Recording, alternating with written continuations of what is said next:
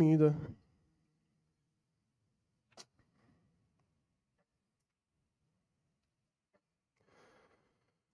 اللهم صل على محمد في الأولين، وصل عليه في الآخرين، وصل عليه في الملأ الأعلى إلى يوم الدين.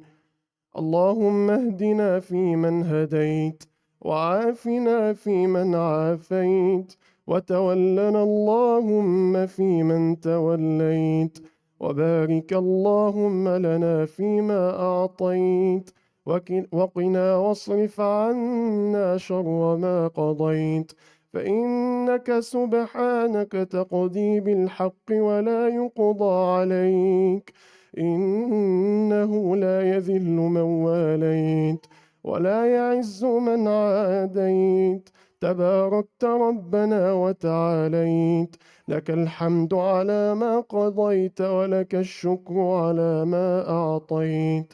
نستغفرك اللهم من جميع الذنوب والخطايا ونتوب إليك. اللهم اقسم لنا من خشيتك ما تحول به بيننا وبين معصيتك، ومن طاعتك ما تبلغنا به جنتك، ومن اليقين ما تهون به علينا مصائب الدنيا، ومتعنا اللهم بأسماعنا وأبصارنا وقواتنا أبدا ما أبقيتنا، واجعله الوارث منا، واجعل ثأرنا على من ظلمنا، وانصرنا على من عادانا، ولا تجعل مصيبتنا في ديننا. اللهم لا تجعل مصيبتنا في ديننا، ولا تجعل الدنيا أكبر همنا، ولا مبلغ علمنا، ولا إلى النار مصيرنا، واجعل الجنة هي دارنا، ولا تسلط علينا بذنوبنا من لا يخافك فينا ولا يرحمنا.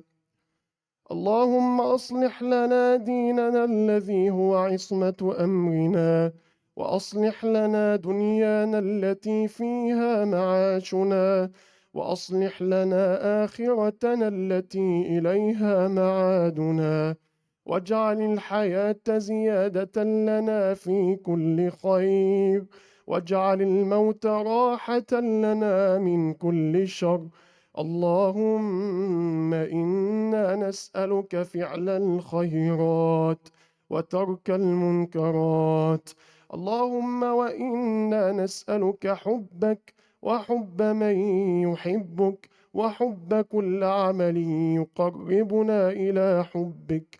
وإذا أردت بقوم فتنة فتوفنا غير مفتونين. اللهم واشف مرضانا ومرضى المسلمين. اللهم أفرغ عليهم صبرا.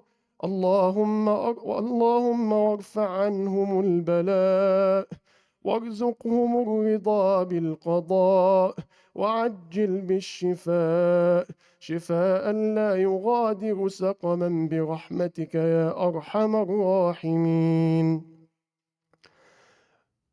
اللهم انصر المظلومين في كل مكان. اللهم كن عونا لأهلنا في غزة. اللهم اشف جريحهم، وتقبل شهيدهم، وأطعم جائعهم، وانصرهم على عدوهم وعدوك. اللهم وانزل السكينة عليهم. اللهم وكن لهم مؤيدا ونصيرا، وقائدا وظهيرا. سبحانك إنك على كل شيء قدير. وصل اللهم وسلم وبارك على محمد وعلى آله وصحبه أجمعين. الله.